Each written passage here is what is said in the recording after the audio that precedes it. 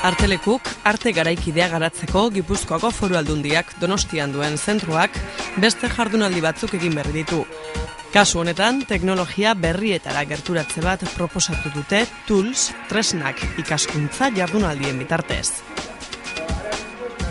Saio horietan hainbat software eta hardware tresna aurkeztu dituzte, aurrez programa horien gaineko ezagutzarik ez zuten pertsonei zuzenduta. Joan den astean izan ziren saioak 2 egunetan, 2 programatan sakondu zuten. Gure kasuan da 4V programa eta gaur egungoa da Open Frameworks. Ez dira programa berriak, ja daramate urte pile bat, baina orain pizkat ari gara zabaltzen alako lekuetan pizkat tresnauen balorea. Batetik 4V programa eta bestetik Open Frameworks. 2 programak alderdi artistikoarekin uztartzeko aleginetan egin dira jardunaldiok. Esan bezala egun oso baten zehar 4V programa informatikoa ezagutzeko aukera izan zuten parte hartzaileek Patxi Araujo artistaren eta EHUko Arte Ederren Fakultateko Arte eta Teknologia Departamentuko irakaslearekin. Patxi Araujok teknologia berrien erabilera eta horien poetikak aztertzen ditu diskurtso artistikoarekin lotuta. Programa horren barnean, plantatu diren ekitaldi hauetan, ni etorri naiz erakustera pizkat zenolako erabilia duten programazio hizkuntza batzuk artegintzatik ikusiak. Edo artegintzan integratzeko tresna berri hauek duten ahalmena. Orduan, ari gara bai fakultatean eta bai alako ekitaletan, pizkat tresna berri horien azalpena edo sarrera egiten, zautzen ez duten entzako. Zeren, badator artegintzatik jende pile bat, horren jakin minan, zenolako posibilitateak, zenolako retoak, zenolako arazoak dauden, programazio berri horiek erabiltzeko, baina beti esatizut artegintzaren argumentuetan.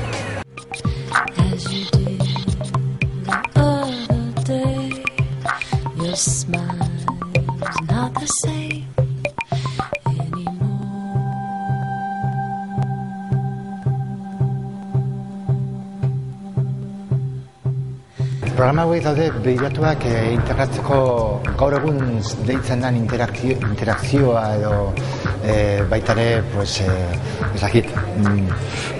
interakzioaren barnean sartzen dire elemento pile bat, integratzea gaur sensoren bidez edo bideoen bidez, audioen bidez, sortzea input ezberdin batzuk sartzeko bere argumentuak, bere arrazoiak, bere zentzuak artearen argumentuetan. Output moduan gauzatzeko beste demo batzuk, lan egiteko beste klabe ezberdinekin, eta nik uste dut hori oso importante dela integratzea artegintzan. Artea berez oso pernantea da, oso beti dauka begirada bat abertze gertatzen den zientzia arloan, abertze gertatzen den teknologia arloan, eta saiatzen da beti hori integratzen bere interesetan. Eta pizkat tresna hauek zuzenduta daude hortarako.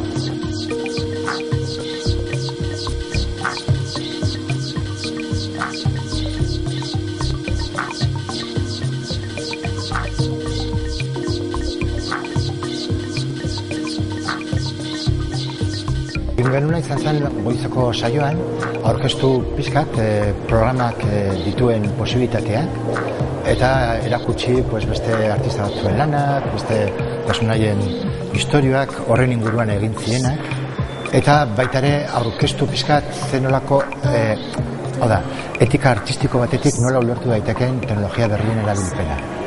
Nitako hori oso importante da, nien atorrelako arte egintzatik. Eta gero, arratsaldeko saioan egin genuna izan zen aurkeztu programa.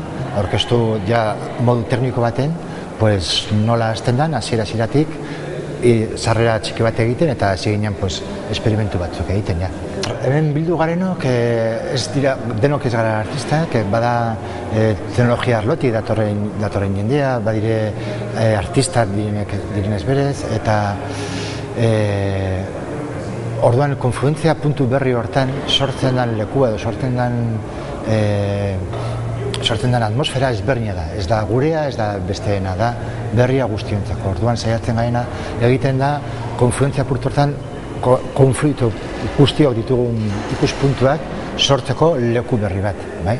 Gero hemen gauzak ez dira geldituko, gauzak aterako dira baita ere kanpora, eta duten asmoa eta duten bokazioa da kanpora ateratzeko. Proiektuak egiten edo zabalduz edo bilgune bat sortuz non denok aurkitu gaitezke gure zalantzak edo gure proiektuak elkarrekin baita ere jartzeko, nik uste dut oso interesantea den.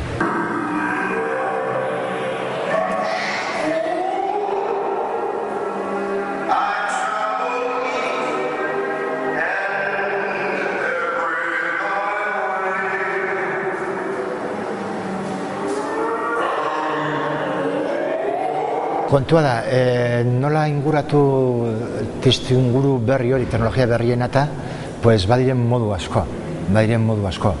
Nire ikuspuntua, nire planteamendua da, horren justifikazioa, horren erabilpena dela argumento artistiko batetik. Bai kritika batetik edo sorkuntza batetik. Gaurko mundua eraikita dagoelako baita ere halako tresnekin. Orduan, halako tresne jakitea tresna horiek erabiltzen, suposatzen du gaitasuna kritikatzeko daukagun mundua edo sortzeko mundu berri bat horrekin. Hori nitako oso importantea da, baina hori da oso eztabaidagarria baita ere. Baire beste ikuspuntu teknologikoagoak edo informatikoak ez dute ikuspuntu hori buruan, nik uste dut dena den denok aberasten garela planteamendu hauekin. Eta nik uste dut hortarako arteak duen argumentua, arteak duen natura laguntzen duela guzti hori nahazten ikuspuntu interesante batetik. Bigarren eguneko saioan berriz, Carlos G. Liberal programatzaileak Open Frameworks programa aurkeztu zuen. Estoy a petición de Josean y la gente de Arteleku jugando un poco con la idea de crear un espacio donde la codificación o programación creativa pues tenga como lugar, ¿no? Ayer Pachi lo que hablaba era de 4V y yo hoy voy a hablar de Open Frameworks. Open Frameworks es un entorno de desarrollo de aplicaciones donde la base creativa es lo importante, no la base de los resultados, donde se puede utilizar la máquina o el ordenador desde una visión diferente, no buscando como los resultados más productivos, que sería como igual el clásico del lenguaje de programación que es C++, que es en el que se trabaja de normal, ¿no? Con Open Framework.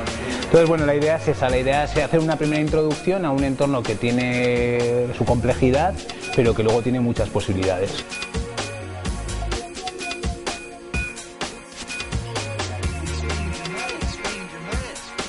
Así como igual lo que pudimos ver ayer con Pachi con 4V o herramientas tipo 4V, Pure-Data, Max, están pensadas para que en sí la herramienta ya produzca algo.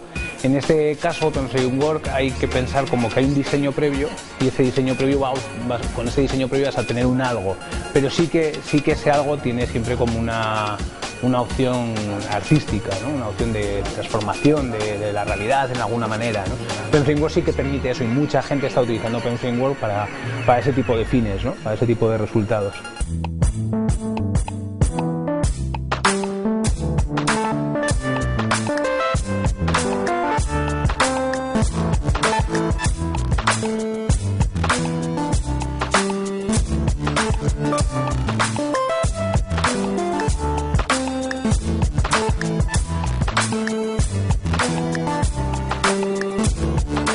En realidad lo que querían era como tener un marco experimental donde la programación, donde codificar fuera como la base elemental, ¿no? Entonces al final un ordenador tiene como una serie de elementos de entrada y elementos de salida con los que tú puedes trabajar y donde tu capacidad creativa pueda ser como expresada, ¿no? De mejor manera. Open Framework lo que permite es eso, lo que permite es crear toda una serie de aplicaciones o soluciones creativas y Open Framework te da esas herramientas para poder hacerlo. O sea, ejemplos puede haber muchos, pero el clásico donde más potencia ofrece Open Framework sería en la Vision Computer, ¿no? En utilizar la capacidad de cámaras para poder interpretar la imagen de una manera especial y sobre esa interpretación obtener un resultado también que pueda ser especial. Yo que sé, uno de los vídeos que hemos visto ahora era pues en una pantalla gigante de un edificio, había una serie de cámaras y esa serie de cámaras lo que hace es capturar el movimiento de las personas de una plaza y con ese movimiento se hacía un Tetris humano. Ese sería uno de los elementos donde Open Framework demuestra su potencia. ¿Por qué? Porque la necesidad de procesamiento, en este caso de captura de imagen en el ordenador, es muy alta. O sea, entonces esta librería, esta suite de utilidades es optimiza mucho ese procesamiento de imágenes. También es como jugando un poco con el tema de la moda, ¿no? Donde hay tendencias, y el mundo de los programadores y programadoras pues jugamos en esa misma liga de nos gustan las tendencias. Yo creo que de hecho más que incluso en la moda textil, ¿eh? O sea, nos gusta seguir un poco lo que está haciendo otra gente, ¿no? Entonces existen otros entornos que trabajan de forma similar, entonces gente que viene de otros entornos dice, bueno, pues la gente de Processing que programan en Java pues están haciendo cosas muy chulas, pero yo programo en C++, también quiero hacer cosas chulas. Pues bueno, pues me voy a montar una herramienta para poder hacer cosas que me molen, ¿no? Sí, es una competencia, pero en el mundo además son herramientas siempre libres, en general son de código abierto o software libre directamente. Entonces estas herramientas, o sea, hay un conocido chileno, un colega chileno, dice que con el software libre lo que más puedes aspirar es a empatar, ¿no? Y eso mola porque, yo qué sé, ¿no? Acaban de hacer una cosa interesante que permite capturar el borde de la silueta de una persona y la han hecho en Java, y en los 2 días ya la tienes en Open Framework, ¿no? Esa es la potencia de estas herramientas y estas comunidades que se generan, ¿no? Son también espacios de experimentación. A mí me gusta, o sea, ver mucho estas herramientas. La gente que la programa también es como... Son artistas en su forma, ¿no? O sea, hay gente que utiliza las herramientas para hacer luego una instalación y que esa instalación tiene un propósito, pero en sí el programarlo ya es como parte de un arte, ¿no? Y ahí hay programadores muy finos, ¿no? Que programan de una manera muy fina.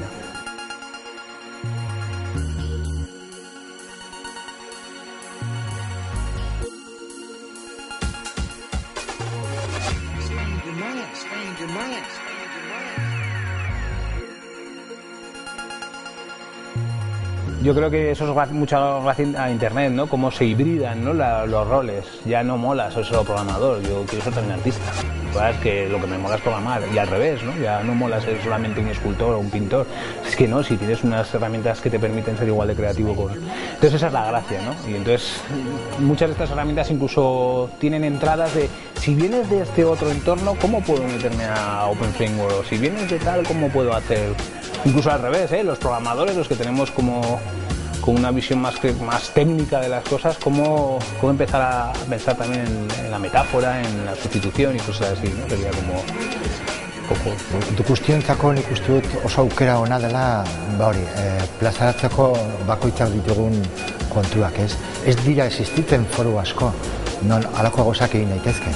Orduan eskertzen da, nik eskertzen dut, jasotzen du halako baita ere beste informazio mota, beraientzako nik uste dut oso interesantea dela, oso konten daude, eta hortik atzoke ateratzen zen.